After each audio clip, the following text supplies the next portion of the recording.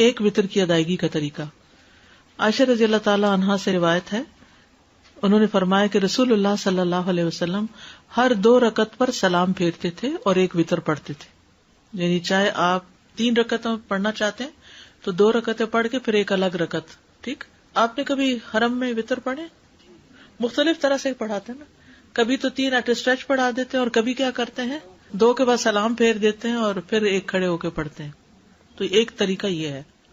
3 وتروں کی ادائیگی کا طریقہ. نماز وتر کو مغرب کی طرح 2 تشہد کے ساتھ نہیں پڑھا جائے گا. یعنی اگر 3 وتر پڑھنے ہو تو 1 تشہد اور 1 سلام، یا پھر 2 تشہد اور 2 سلام کے ساتھ پڑھے جائیں گے. مغرب کی طرح نہیں ہونے چاہیے وتر. مغرب میں کیا ہوتا ہے 2 رکعت کے بعد آپ تشہد پڑھتے ہیں، پھر 1 رکعت کھڑے ہو کر پھر آپ نماز پڑھی کرتے ہیں. وتر میں یہ نہیں ہوگا. وتر میں کیا ہوگا 3 رکعتیں کٹھی پڑھ کے آخر میں بیٹھیں گے، ایک طریقہ. دوسرا 2 پڑھ کے سلام پھیر کے پھر ایک اور الگ پڑھیں گے. ابن عمر سے مروی ہے، انہوں نے کہا رسول اللہ صلی اللہ علیہ وسلم وتر اور 2 رکعتوں کے درمیان سلام کے ذریعے فصل فرماتے تھے اور ہمیں سلام کی آواز سنواتے تھے.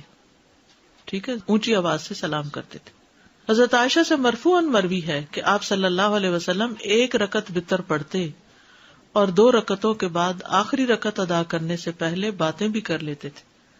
یعنی جب سلام ہو گیا تو پھر اس کے بعد آپ بات بھی کر سکتے. اس سے یہ پتہ چلتا ہے کہ چاہے 3 وتر کی نیت سے آپ پڑھ رہے ہیں 2 رکعت، تب بھی اس 2 رکعتوں کے بعد کوئی بات چیت کرنی پڑے تو کر سکتے ہیں. 3 رکعتیں 1 2 3 بغیر تشہد کے 3 رکعتیں پڑھ کے تیسری میں پھر التحیات اینڈ تک پڑھنا، ایک طریقہ یہ ہے. دوسرا کیا ہے 2 رکعتیں پڑھ کے سلام پھیر کے پھر ایک اور رکعت پڑھ کے اس کو وتر بنانا. حضرت ابو ہریرہ سے روایت ہے کہ رسول اللہ صلی اللہ علیہ وسلم نے فرمایا 3 وتر نہ پڑھا کرو، 5 اور 7 وتر پڑھا کرو اور مغرب کی نماز سے مشابہت نہ کرو. ٹھیک ہے، یعنی 3 کی بجائے 5 اور 7 وتر. اس کے مطلب 3 منع ہے، 3 مغرب کے ساتھ مشابہت منع ہے بس.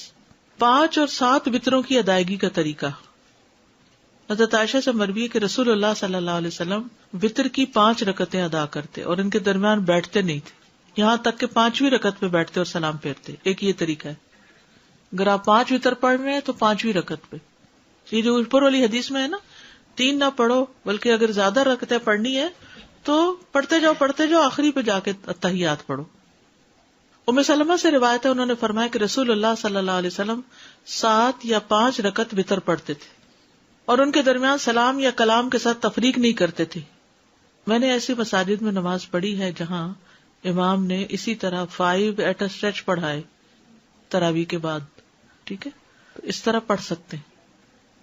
9 رکعت کا طریقہ.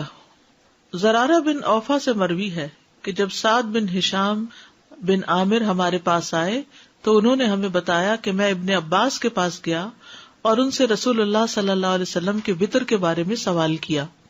تو ابن عباس نے ان سے کہا کیا میں تمہیں ایسی شخصیت نہ بتاؤں جو رسول اللہ صلی اللہ علیہ وسلم کی وتر نماز کو زمین پر بسنے والے تمام لوگوں سے زیادہ جانتی ہیں؟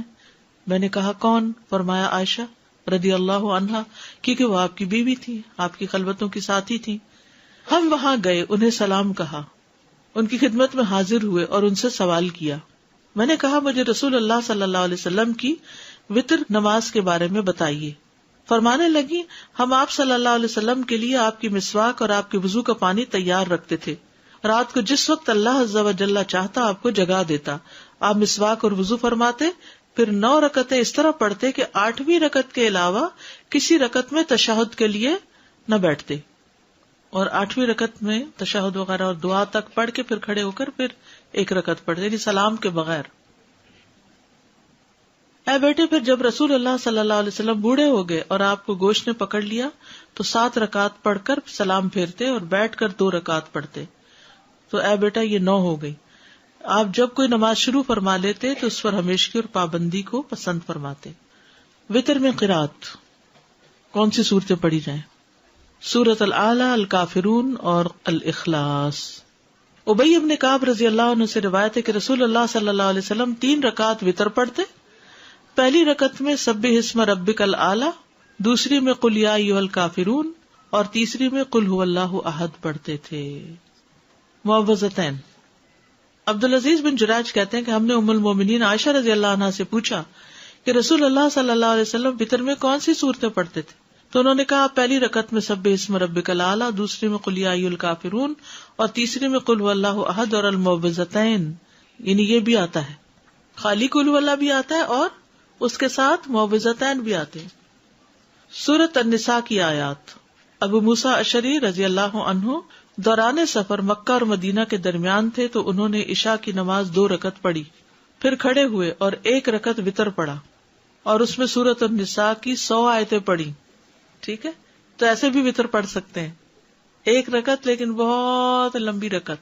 پھر فرمایا میں نے اس بات میں ذرا بھر کوتاہی نہیں کی کہ اپنے قدم وہاں رکھوں جہاں رسول اللہ صلی اللہ علیہ وسلم نے اپنے قدم رکھے، اور وہی کچھ پڑھوں جو رسول اللہ صلی اللہ علیہ وسلم نے پڑھا. ٹھیک ہے، تو یہ سفر میں وتر پڑھنے کی دلیل بھی ہے اور لمبے وتر پڑھنے کی بھی. یعنی آپ اگر عشاء کے ساتھ وتر پڑھنا چاہتے ہیں تو سورۃ الاعلی اور کافرون اور اخلاص پڑھ کے ختم کر دیں، اور اگر آپ صبح تہجد کے وقت پڑھنا چاہتے ہیں تو 2 کر کے آپ الگ سے بھی 3 وتر پڑھ سکتے ہیں، اور آپ 8 رکعتیں ایٹ اسٹریچ پڑھ کے بیٹھ کے پھر 9ویں پہ بھی پڑھ سکتے ہیں. تو جو بھی آپ کو سوٹ کرتا ہو آپ کر سکتے ہیں. ٹھیک ہے، اب یہ ویرائٹی آپ کو فرض نمازوں میں نہیں ملے گی، یہ صرف وتر میں ہی ہے، کیونکہ اس کے ساتھ نفل ہے. دعائے قنوت. رکوع سے پہلے دعا کرنا. ابی ابن کعب سے روایت ہے رسول اللہ صلی اللہ علیہ وسلم وتر پڑھتے تھے تو رکوع سے پہلے دعائے قنوت پڑھتے تھے، یعنی سورۃ فاتحہ پڑھی، سورت ملائی، اور اس کے بعد دعائے قنوت پڑھی، اور اس کے بعد رکوع میں گئے، پھر سجدے میں گئے، قیام میں ہی پڑھ لی. دعائے قنوت کے الفاظ. ابو حورا سے روایت ہے، انہوں نے کہا کہ حسن بن علی رضی اللہ عنہما نے بیان کیا کہ رسول اللہ صلی اللہ علیہ وسلم نے مجھے کچھ کلمات سکھائے جنہیں میں قنوت وتر میں کہا کروں. اللہم اہدنی فی من ہدیت، وعافنی فی من عافیت، وتولنی فی من تولیت، وبارک لی فیما اعطیت، وقنی شر ما قضیت، انک تقضی ولا یقضی علیک، وانہ لا یذل من والیت ولا یعز من عادیت، تبارکت ربنا وتعالیت. ٹھیک ہے. ایک اور دعا. علی بن ابی طالب رضی اللہ عنہ سے مروی ہے کہ رسول اللہ صلی اللہ علیہ وسلم اپنے وتر کے آخر میں یہ کہا کرتے تھے: اللہم انی اعوذ برضاک من سخطک وبمعافاتک من عقوبتک واعوذ بک منک لا احصی ثناء علیک انت کما اثنیت علی نفسک.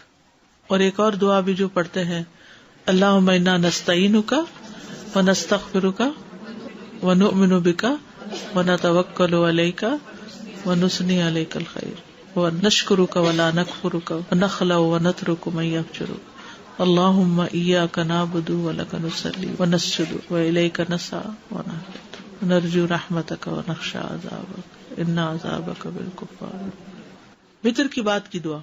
وتر کے بعد کی دعا.